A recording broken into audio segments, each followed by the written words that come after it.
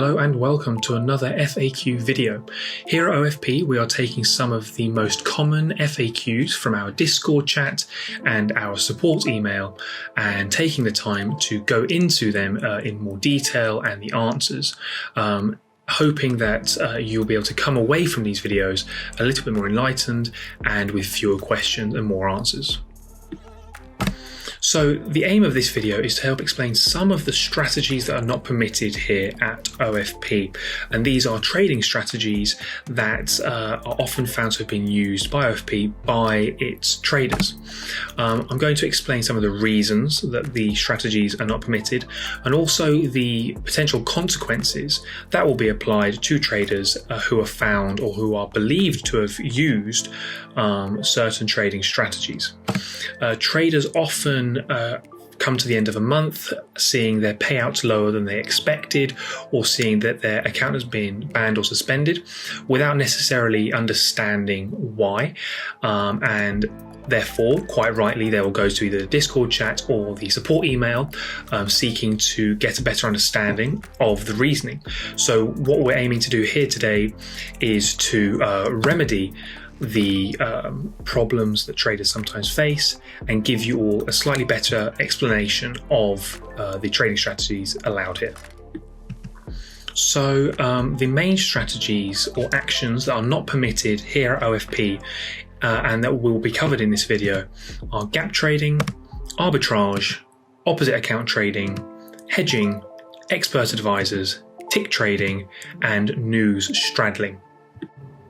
So the first strategy that is prohibited here at OFP is gap trading. So gap trading is a strategy whereby traders target potential or existing gaps in a chart. So a gap is created where there is a price change driven by something which isn't really trading. So this isn't a case of there is lots of trading pressure driving the price up or lots of selling pressure driving the price down, but this is often something that is released when there are no trades occurring, maybe a piece of news or a press release that when the market then reopens suddenly sees the price at a higher or lower level.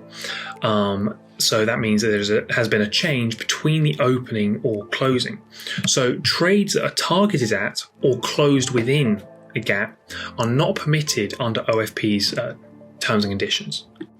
So for those individuals who may be wondering how a gap would appear on a chart and what maybe to be looking out for in order to prevent yourselves from violating this rule, this image here shows two very good examples of gaps occurring in charts. These gaps are not caused by any actual trading pressure, but by something other than trading. So it might be a news release or something that occurs between trading pressures, so to speak, that causes a price increase or a price decrease. So if this was to be trading pressure, so if the price increased because lots of people were buying, or if the price decreased because lots of people are selling, then you would see a candle here representing that pressure. Again, because this is something that is not trading related, there is a lack of candles, which is why we see a large gap. Now, of course, many will be asking why OFP doesn't permit gap trading. So gaps are created without any real reasoning other than news. So it's not a case of someone is seeing something on the chart and using some form of analysis or model, they expect the price to go up or down. In reality, this makes the targeting of a gap rather difficult to justify. And in this case, what it will do is it will appear as a form of gamble, because if you're hoping that it goes up or down, then that's not the best way to approach something.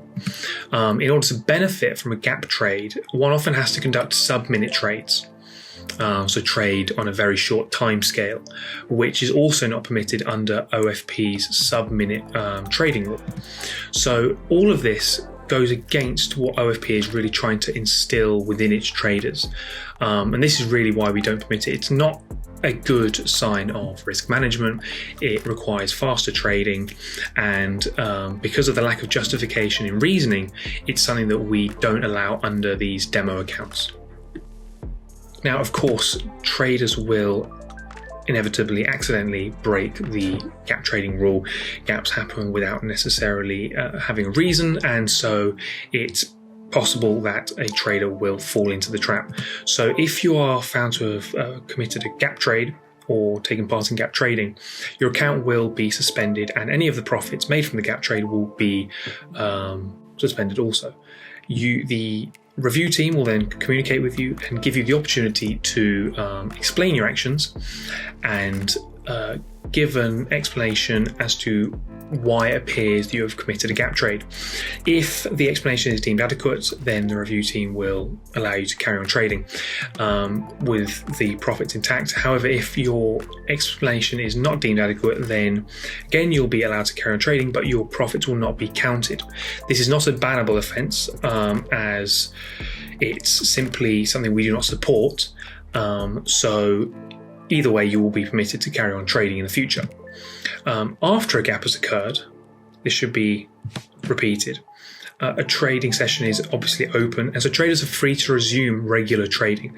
So if you hold a trade during a gap, so if you open it before the gap and then close it after the gap, just as a regular trade, that's absolutely fine. But if you're seen to be targeting a gap, that's where the problem will come up. So the next strategy or action that is not permitted is the use of expert advisors, often abbreviated to EAs. So EAs are algorithmic pre-programmed systems that are instructed on when to buy and sell certain limits, take actions without you necessarily having to be there. So due to this nature, they do not constitute what OFP counts as real trading, as they don't really show proper risk management. And that's something that OFP is really trying to instill within its traders, that you should take an approach that is replicable by yourself, regardless of when you enter a market.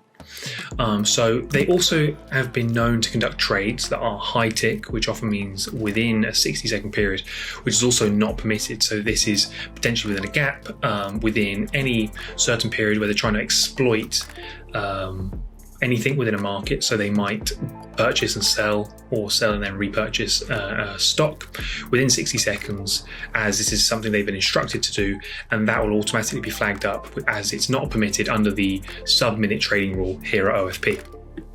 So of course, some people might be tempted to use an EA, and so I'll now explain what will happen if you are found to have been using an expert advisor. So if OFP finds that you have used an EA, then your account will be suspended effective immediately. There will be no discussion. It's simply that account is suspended. You will not be receiving any payouts from that account, and you can no longer trade on that account. However, it should be noted that you are welcome to purchase another account from OFP and trade without using an expert advisor. So again, this is something we do in order to encourage people still to trade and do what OFP encourages, so this is financial independence, but do so in a way which shows accurate and proper risk management, which is one of the core things we encourage here at OFP. One of the widely used trading strategies that is also not permissible here at OFP is that of arbitrage. So arbitrage is not allowed by any means in OFP trading, be it latency arbitrage, reverse arbitrage, or long-short arbitrage. In Forex, arbitrage is the exploitation of any given advantage. So it could be something simply you have access to a pricing difference. It could be a difference in latency that is exploited in order to access risk-free profits whilst trading. Now, of course, someone may ask why OFP wouldn't allow arbitrage if you are able to access risk-free profits, no matter what. The main reasons are multiple. So in reality, there can be potential barriers, for example slippage, that make arbitrage less rewarding. So I should remind everyone that OFP offers demo accounts. So demo accounts do differ slightly from real trading accounts, just in the way that they interact with the markets, in what is possible in terms of trading, in terms of things such as latency between a demo account and a real account. Because of these differences, something may be possible in a demo account, but it may not be as replicable in reality, and so we discourage these kind of actions. Secondly, and this is more from OFP's morals standpoint, arbitrage can often be done at the expense of another trader.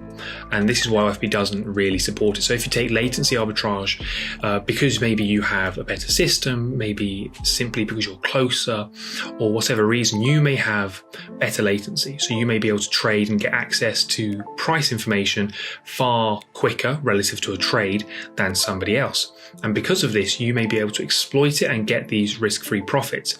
But because, again, not everyone has access to the same type of latency as a guarantee, it's something that we wouldn't really encourage. And that's why it's not permissible at OFP. And finally, it can often involve very high frequency trades that are in breach of OFP's terms and conditions. So again, if we look at latency arbitrage, in order to benefit from something like this, of course, when it comes to latency, what this means is that you are trading on price differences in terms of what you are seeing. So this is simply tiny fractions of a second in some cases that give you a tiny little price difference which you can act on to make profit. And of course, you're not going to be able to exploit this without doing a sub-minute trade, which is something that is not permissible at OFP. So in order to prevent you from breaking that rule, and simply on a moral standpoint, OFP doesn't allow arbitrage. So opposite account trading and reverse trading are another example of strategies that are not permitted here at OFP. So similar to hedging, this is done when a trader will use two separate accounts to open two opposite trades in order to try and benefit regardless of the movement within a market. So I'd have account A and account B. I might go long on account A and short on account B, but without necessarily understanding or having any reason to believe that the price movement is going to go in either direction. I would then combine this with stop loss orders in order to try and guarantee the upside, but limit the downside. So if I wanted to go long, then, and the price does start to increase, then on my short, so account B, where I've placed a short, I would have an order, which means that if the price goes up, that short is closed, so that limits the downside, and I am maximizing my upward return by already being long on the other account on the upward price movement. So again, because of a lack of proper risk management, and it's just general devious nature, the fact that you're trying to hide it whilst using two accounts as opposed to hedging, it's something that OFP doesn't allow. And if this action is found to have occurred, the trader will be banned from trading at OFP. Lastly, this does not illustrate any proper trading. But it does promote almost a gambling behavior, because with this you could enter the market at any point, regardless of the previous price movements, regardless of be it fundamental or technical analysis, which may suggest going long or going short, or maybe because of your typical risk management not entering the market. But by using this trading strategy, it just means you can enter anywhere. Doesn't really matter, and that in itself is somewhat of a gambling behavior, and that's why it's not really encouraged here at OFP. So another trading strategy that we do not permit here at OFP is hedging. So we do not consider this to be a proper risk managed method of trading. So the nature of hedging, as seen by OFP, is that a trader will take two opposite trades at the same time at the same price in order to try and make a profit regardless of the price movement, and at the same time limiting their downside. So they might purchase a stock and short the same stock at the exact same time or at a very close period in time, which means that if it moves up in price or down in price, they will make a profit. And then depending on which way it does move, they can then close the opposite trade or put something in place which will close it for them. Because of this, it is not really considered something that entails proper risk management, which is, as always, something that OFP really does try and instill within its traders. And so hedging is something that OFP does not encourage, and because also in real markets there can be a problem in terms of replicability, and it doesn't really show any kind of trading skill when done in this way, it's something that we do not permit here. So the second to last prohibited trading strategy is tick trading. So many traders will often employ a technique known as high frequency trading in order to test a demo account. So as you all know, OFP offers demo accounts to its traders. These are not real accounts, even though the profits are real money. So they frequently employ programmed experts, such as EAs, which can open several trades rapidly within, let's say, a minute. But this cannot be replicated by an individual trader in real time without the assistance of these programs, often due to real-time market conditions, which might have execution latency differences and liquidity depths. And because of its lack of replicability in real markets, it's something that we do not allow here at OFP. This kind of trading is prohibited, mostly on the basis that it violates the 1 minute rule and the EA rules, but as a general sentiment, it's because of the fact that it's not replicable and it doesn't show good risk management, again because you're using an EA or some kind of programmed expert to do trades on your behalf. So another of the strategies that is not permitted is news straddling. So this is the act of taking two opposite trades or placing two opposite pending orders prior to a large news announcement that's expected throughout the day in order to try and capitalize regardless of the price movement, be it up or down. So this type of action is not very replicable in real trading scenarios outside of demo accounts due to anything such as slippage. So it's not permitted within OFP accounts, also because this doesn't show proper risk management. This is an analysis of a chart of fundamentals, technical, that would show someone is appropriately using risk management. This is simply taking two opposite positions and not being able to say which way it's going to go, so just trying to capitalize regardless of the direction. OFP tries to encourage good regular risk management in all of its trading by all of its traders, and news straddling definitely violates this. So what is important to note, however, is that having a trade open during a news release is permitted. So if you open one at 9 AM in the morning and there's a large news release at 10 o'clock and then you proceed to close your trade later in the day, I don't know, let's suggest 3 o'clock, then this is not considered news straddling. If, however, you were to open a trade at 9:59, placing two opposite positions, and the news release occurred at 10 o'clock, then that would be considered news straddling, as that is quite clearly targeting the news or the press release. So just to go over again what happens if you break one of the prohibited trading strategies. So if you're found to have used a strategy that is not permitted, you're likely to have your profits deducted and your account suspended.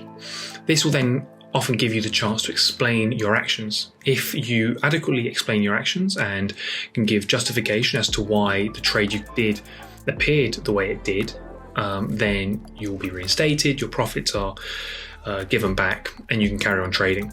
However, if you're not found to have adequately explained it, then there are two potential things that happen. You're either able to carry on trading on the same account, simply with your profits deducted, or you will see that your account is closed. Now, when it comes to closing the account, again, there are two potential avenues. If you are found to have used an expert advisor, so an EA, then whilst your account is closed, you are more than welcome to open up another account with OFP in which you do not use an expert advisor. However, if you do something such as opposite account trading or news straddling, then in this case you are permanently banned from OFP and you will no longer be allowed to trade. So that concludes the video on prohibited trading strategies. I do hope that this has been somewhat helpful in explaining the strategies that are prohibited by OFP on the day-to-day basis. If it helps a single person avoid suspension or banning because they may not have known that these are not allowed, then here at OFP we see that as an absolute success, and we are glad that we'll be able to help even a single person. The more people that watch the video, the more people that understand what's not allowed, the better, because that means that people will be able to continue trading. We will further instill the idea of proper risk management and a proper approach to trading, and that's exactly what we're here for. If you do need more explanation, then please do not hesitate to contact us either through our Discord chat or our support email. Thank you very much.